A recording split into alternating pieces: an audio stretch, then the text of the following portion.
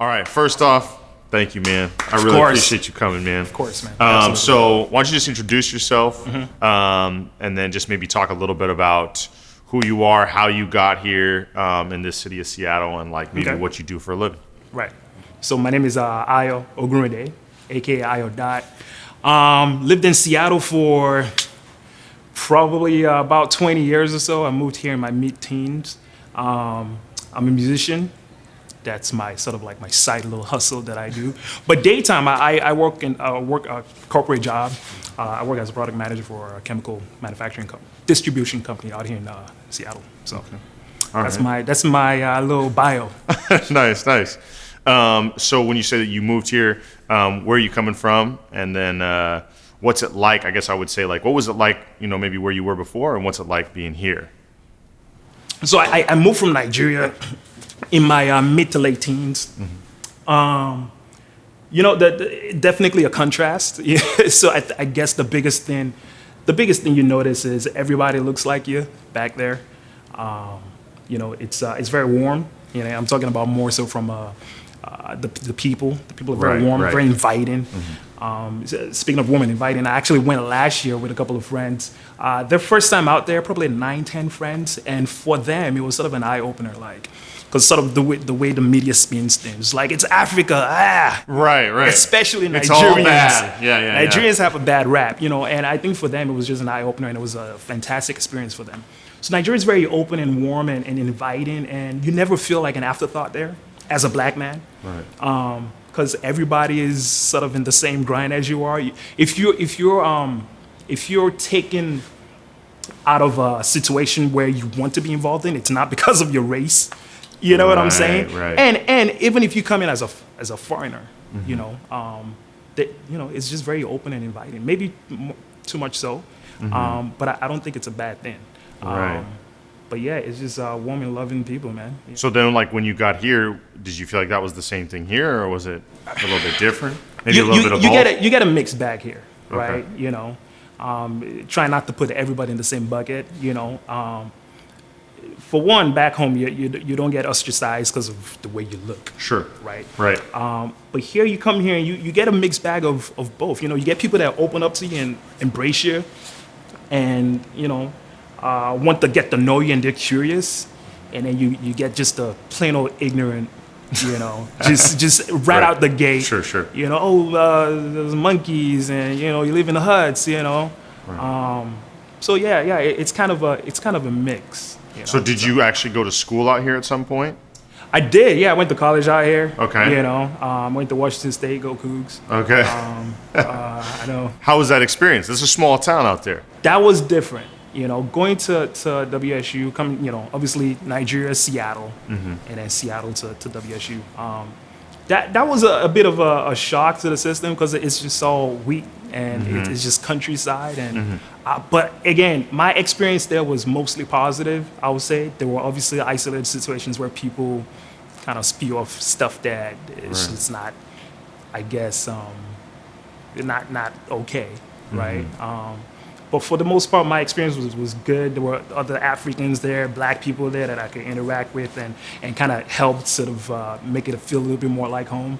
I went there in the summertime, so it was dead. Right. So I remember the first time I saw a black person, I literally ran up and hugged him because it was just like, oh my God, are you serious? So I mean, for the most part, it was positive, but then again, you're always gonna have, negative experiences anywhere you go. Sure. And when you talk about, like the negative experiences you've had, I think one of the things is too, just that people don't understand how it happens because, like, smart guy, talented guy, driven guy, right? And yet you're still having experiences where something about the way you look, something about the color of your skin is getting in the way from you just being a normal person, having a regular day-to-day life. And for you, what are maybe some examples of that where you could think of, like, hey man, this shit fucking happened and I didn't do anything. These are the circumstances where I all of a sudden found myself on the outside of just being treated like a regular person. I mean, for me, it's even to this day, just going to the grocery store. I gotta really, or even just taking a walk down the street. I get up in the morning, you know what, I want to go for a jog, or I want to go, pick up something at a store, Best Buy, or whatever. I have to make myself appear non-threatening. It's a constant thing for me living. I just have to make sure that if I'm leaving my house today, I have to make sure I'm trying to make other people comfortable, and I have to go out of my way to do that, just so I don't perhaps end up dead, or arrested, or somebody looks suspicious. We pick up the phone. So it's probably 24/7. Every single day when I leave my house, I have to think about that. How do I appear non-threatening today? And that's not. But it's a norm. I think. When you go back and you think about it, you're like, oh, that's not normal, but it's just the way it is. And what are you doing? Like, if you had to describe, what are the things you do to appear non-threatening? Because I think people need to understand too, just like the lengths that people have to go to try to be perceived as something that you're like, man, I really don't have any ill intentions, but I have to actually work overtime. I have to put out so much of what this particular image that's supposed to soothe you, and make you unintimidated by me. Although you have no factual reason to be intimidated by me, you don't know me. What does that look like for you? That where you're like, man, this is the work that I have to do, or these are the things I do to try to make people feel at ease. Right. For one, I try to make sure my face is shown. You can see my face pretty well. So I might not have my hat. I might have my hat back, but I'm not gonna have it low, even though I like to wear my hat like that, I tend to be proactive if I'm walking down the street and mostly white people. If I see white people walking towards me down the street at like anything past 7 p.m., 7 p.m., I tend to cross the street. You know what I'm saying? Just because it's like, okay, I still know where this is going to go, so I'm just going to cross. It's just not worth my time, And some people might look at that as like, that's kind of paranoid, but you kind of have to be paranoid to avoid. You have to be proactive, to avoid situations. Totally, and I've been through that a number of times. Me and my buddies have talked about that, like especially, my black homies just say like, once it gets to a certain point in the day, the path, if you're having that experience, is usually like you said, you're crossing the street, or you're going out of your way to smile and say hello. You're trying to get in front of the negative assumption. That's like, hey, what's going on? Hey, buddy. Yeah.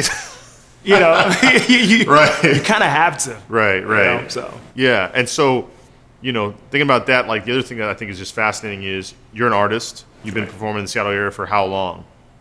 Oh, geez.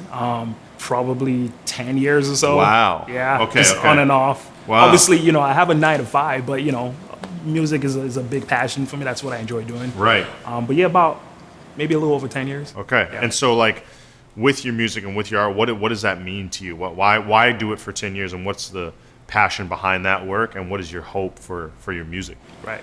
So music is definitely, it's not, for me at least, it's not about the monetary gains that artists are probably some of the poorest people you ever meet, right? But music is it's very freeing. It's the purest form of expression that I think it can spark a revolution. It can spark thought. It can inspire. So there's so many facets of music that I think pretty much every emotion you can think of, I can probably put a song to it. That I can look through my catalog of music. This is what I'm feeling right now. This is what I want to listen to. So that's what music does for me. It's just this is a very powerful thing. So for me, I think I make music because I want to inspire people. I want to connect with people in ways that I might not typically connect with them. And I think, and that's happened over the years. I've made some of the most amazing friendships, from music, from people that I probably typically wouldn't connect with. And I think that's just because of music and the power of music.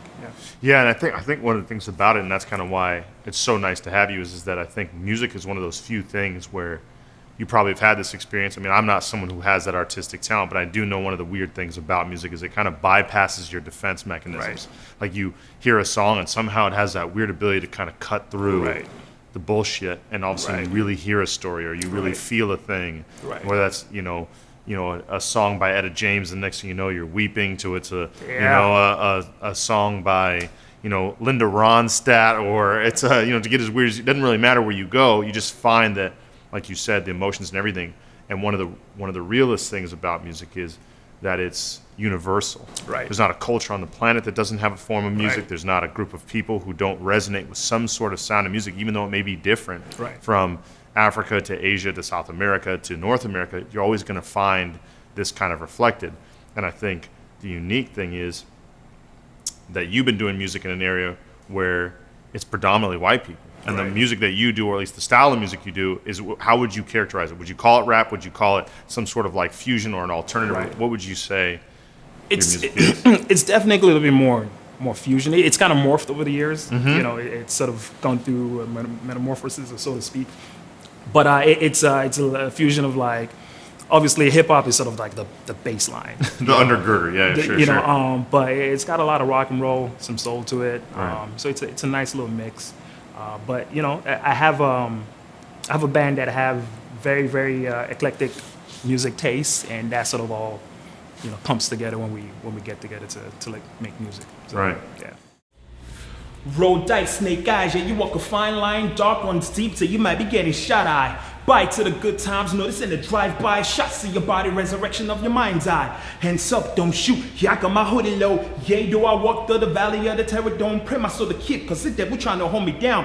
But the people sleep like they got them on that roof and all. Monsters, goblins, soulless assassins, fuck shit up. Then we turn back to ashes, devour. Everything you will, feel the power. Revolution will be televised by the hour. We don't die, though we multiply, though the tide high. Black hit me woman, never catch me in a tie-dye. My ties, fuck that, we light up till we sky high. Nerves get righter when you hope it ain't your last night.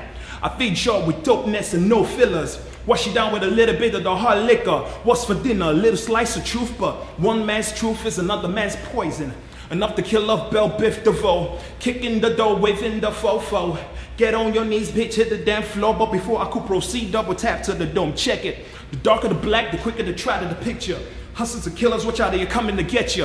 What's on your plate? Food for thought and a serum. Let it marinate in your fucking cerebellum. Hang tight like a baby on a titty. 100 miles by the hour, so proceed to shake it to your core. Primer ready for the revolution. Is you ready for an absolution? I bless y'all with the holy fire. One of the things I just wanted to ask is just kind of like this whole story of, you know, coming from Nigeria, coming to the States, Right. going to an American college, finding yourself in the, you know, kind of, you know, industry where you're just, you know, you're working a 9 to 5, but you also have this other passion. Right. And then as a black person, right, and also as like an actual African American, which is one of the things not that I'm like, I have a problem with the term, but I always think it's so funny because my brother-in-law is African. He's always like, let's be clear.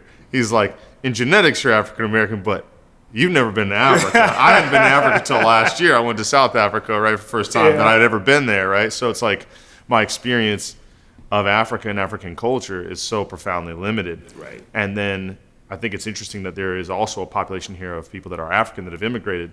And then I'm curious to know how you're seeing. Let me start here first.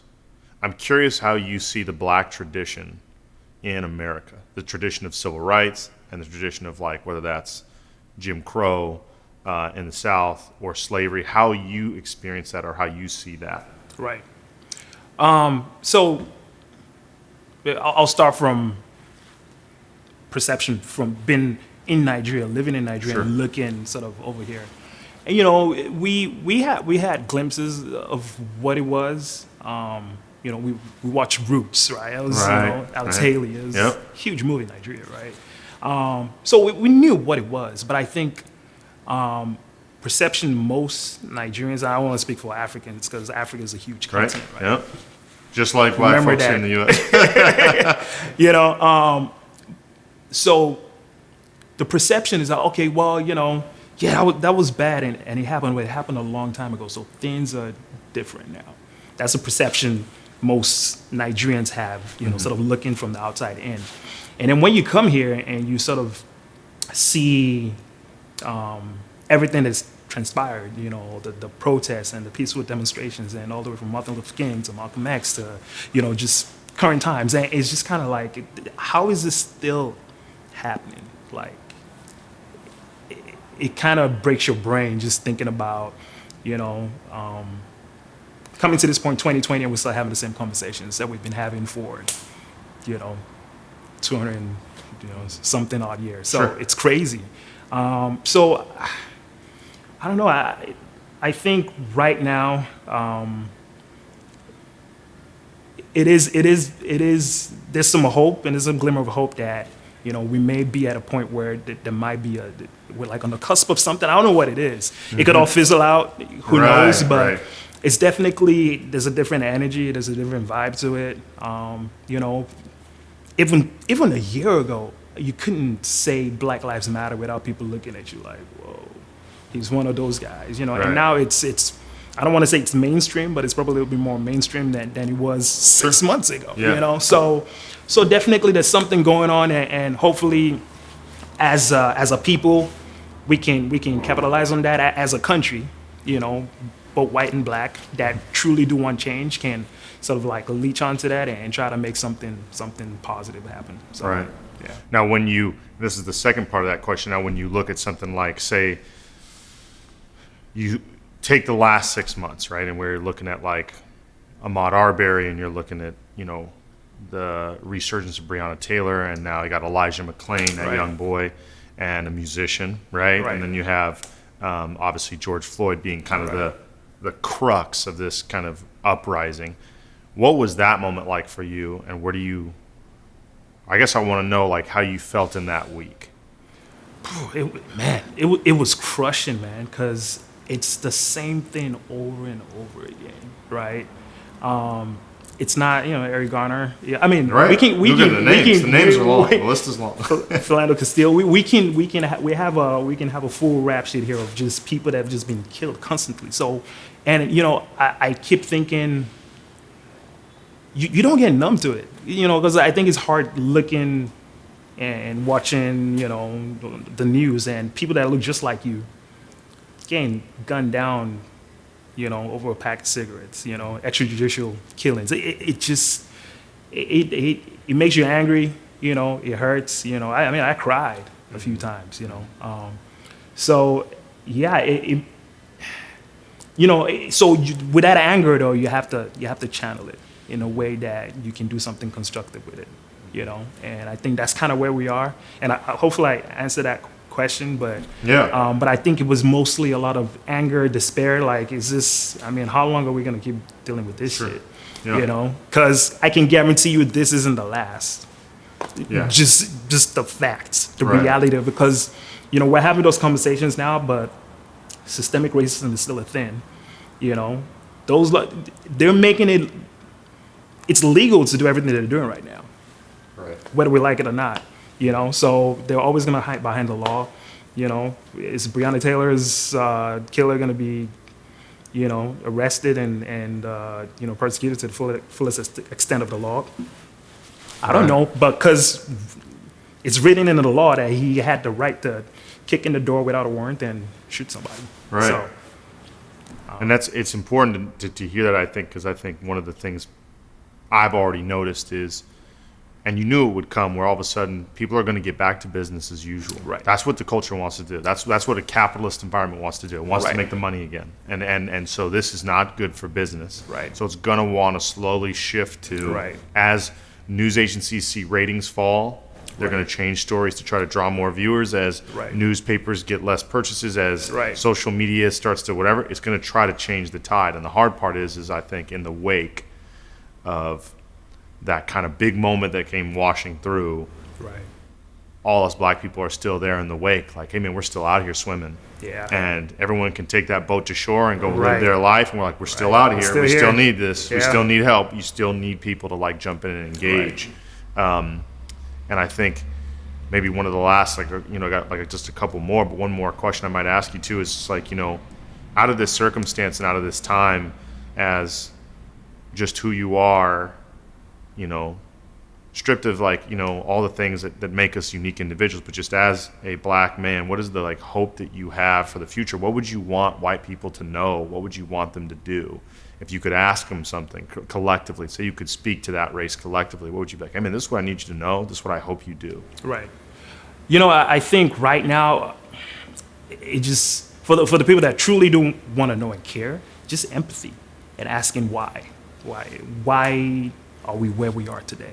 What led us to this path? What led us to this moment in history? Like, if you're asking why, it may help, and if you're a naturally curious person or not, if you're asking why though, it may help lead you down the path where you're reading more, you're doing some research, and you're, maybe get a little bit more context as to, why there's so much anger in the Black community, and without context, it's just,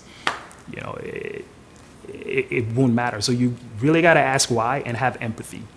Empathy is going to go a long way in sort of helping you sort of reconcile, okay, why am I pushing back on when someone says Black Lives Matter?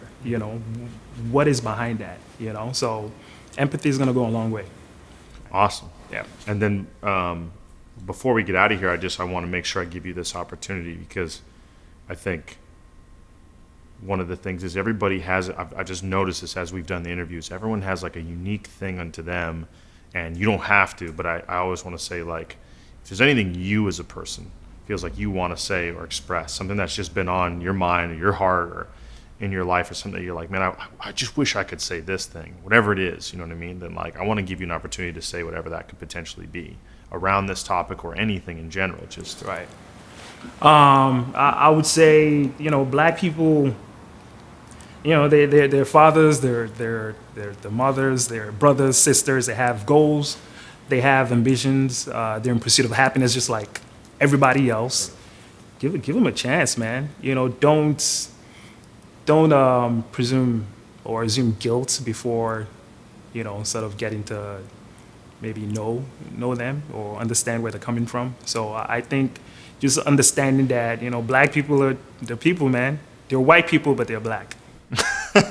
You know what I'm saying? Right. That's it. Awesome. Yeah. Well, man, I just want to say that I appreciate your time. I thank you for being open and honest with us. Yeah. I really appreciate your perspective, man. Yeah. And hopefully maybe down the road we get a chance to get you back in here. Yeah, for sure, man. Awesome. I'll be down. All right, man.